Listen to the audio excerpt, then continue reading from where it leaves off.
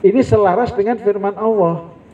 Ku anfusakum, ya, wa ahlikum, dan keluarga. Ini maka tema memperbaiki diri, memperbaiki keluarga itu tema fundamental. Karena akan dipertanyakan kan? Kita akan ditanyai Allah itu tentang diri kita dan keluarga kita.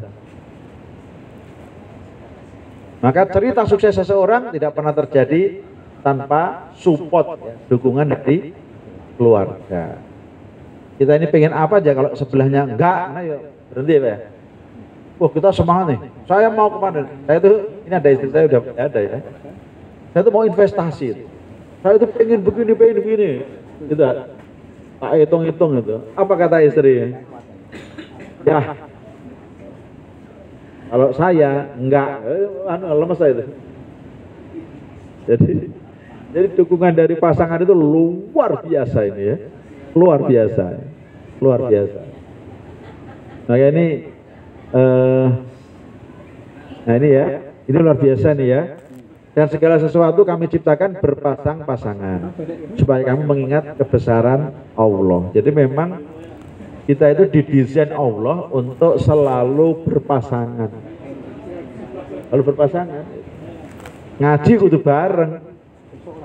Nanti ngaji sendiri disampaikan sendiri ke yang di rumah. Oh betul, gitu loh. Gak bisa. Nah kenapa? Nah kalau punya kelas-kelas itu wajib berpasangan. Nah kalau enggak, delegasi nggak nyampe gitu ya, nggak nyampe pesannya gitu ya. Lanjut ayat. Mereka adalah, bentar dulu. Mereka adalah, bentar, satu lagi dulu, mundur. Ya, mereka adalah pakaian bagimu dan kamu pun adalah pakaian bagi mereka. Ini luar biasa ya. Kalimatnya Allah ini, firmannya Allah ini puitis gitu, tapi ini sesungguhnya mendalam sekali.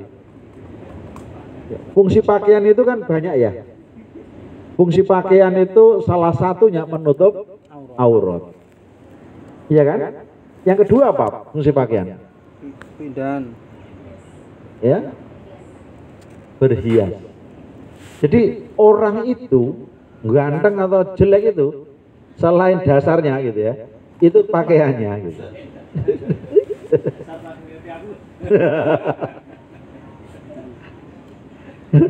Itu ya. Contohnya Pak, orang nikah ngantenan itu Pak ya. Iya, itu kelihatan rodok ganteng didik gitu ya.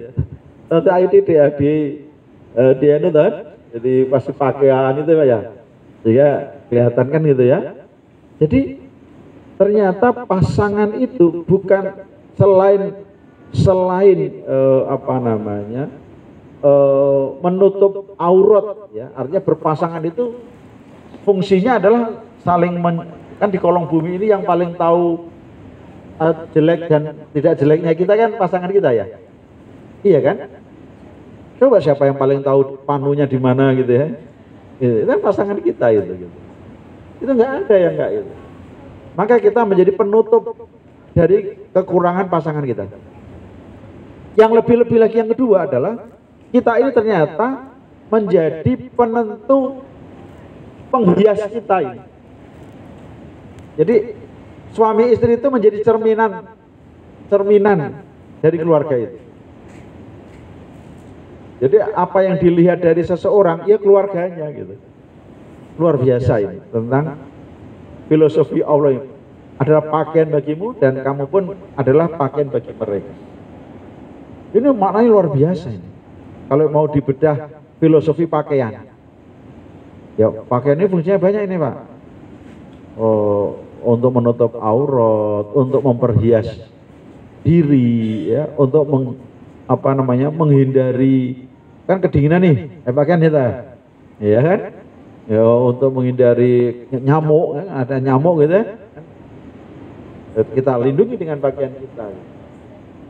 Kehujanan, kepanasan kan dari pakaian kita. Jadi fungsi pasangan itu luar biasa ternyata. Luar biasa. Ya kita belum seksama untuk membongkarnya gitu. Karena selama ini berpasangan ya guru itu dok. Sekedar ngonconi urip itu ya. Padahal dalam sekali filosofi berpasangan itu. Nah ini saya cuplik-cuplikan anunya aja ini ya. Ini panjang maksudnya anunya pembahasannya ini. Kemudian juga selain harmonisasi tadi itu, kita juga harus memulai membangun. Karena tidak bisa ujuk-ujuk, harus ada proses membangunnya.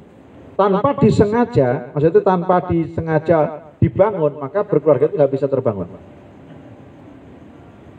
Nggak akan terbangun berkeluarga itu. Dari mulai nikah sampai nanti meninggal itu ya belum kenal siapa pasangannya. Gitu. Istilahnya bujuki sopo orang ngerti kan. Saya kok nggak paham ya gitu kan. Kok artinya kita dari nikah itu tidak membangun apapun. Nah disinilah yang dibutuhkan mengintegrasikan peran dan fungsi ya sebagai pribadi yang utuh. Artinya berkeluarga itu luar biasa gitu, luar biasa. Perlu direncanakan, ada planningnya. Bangun itu kan pernah bangun ya. Kalau mau bangun pertama kali apa yang dipikirkan? Hah? Hah? Nah, sebelum pondasi apa yang dipikirkan? Nah, desainnya dulu. Gambarnya sih, oh toko pondasi gambarnya pondasinya piye ya? Oh rumah saku ini iki ya, desain iki piye? Toko material, ntar dulu ngomong belum material, bangunnya. Gambarnya jeruk jelas toko material, ya. Maka nomor satu sebelum ngapa-ngapain sebelum nikah itu harus buat planning dulu, rencana keluarga kita itu kayak apa bentuknya. Kotak, lonjong, bulat gitu ya. Ketiga, harus clear dulu. Nah ini kadang kebaca tua ya, gimana Ustaz? Perlu tak bentuk ya, karena bentuk ya kira keluarganya gitu. Harus di planning dulu. Ini contoh ya, ini contoh aja contoh. Ini contoh ya tadi ya, kita contoh. Anak saya itu semuanya ada namanya Farid. Alifa Farid, Rafi Farid. Kemudian apa namanya Zafira Farid, kemudian Hafizah Farid, terakhir Fazia Farid. Jika namanya Bani Farid. Nah, perusahaan saya namanya Bani Farid Corpora gitu. Bani Farid gitu ya. Kan ada Bani Sawah. Ada Bani Umar. Jadi Bani Umar itu Umar Wirahdi Kusuma. Jadi semua anaknya Pak Umar ya, itu ada Wirahdi Kusuma. Gitu. Kenapa gitu? Yang saya pikirkan dulu ya, sebelum saya nikah itu, saya niru-niru aja sebenarnya. Semua orang kaya itu selalu anaknya dikasih nama belakangnya. Ya. Contoh Haritanu Sudibyo ya. Nah, anaknya namanya Angela Tanu Sudibyo, ya kan? Terus Farul Tanjung, Putri Tanjung, oh ya, Rafael Tanjung, Ciputra, William Suryajaya, itu selalu diikutkan itu di nama anaknya.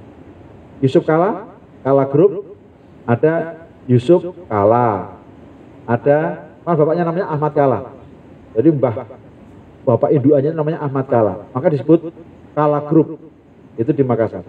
Anaknya semua Yusuf Kala, kemudian Teddy Kala, Tati Kala. Ini apa? Kala Group, nah, gitu ya. Nah itu contoh di planning. Terus nanti kita mau keluarga apa? Keluarga guru? Apa keluarga dokter? Apa keluarga pengacara? Apa keluarga petani? Apa keluarga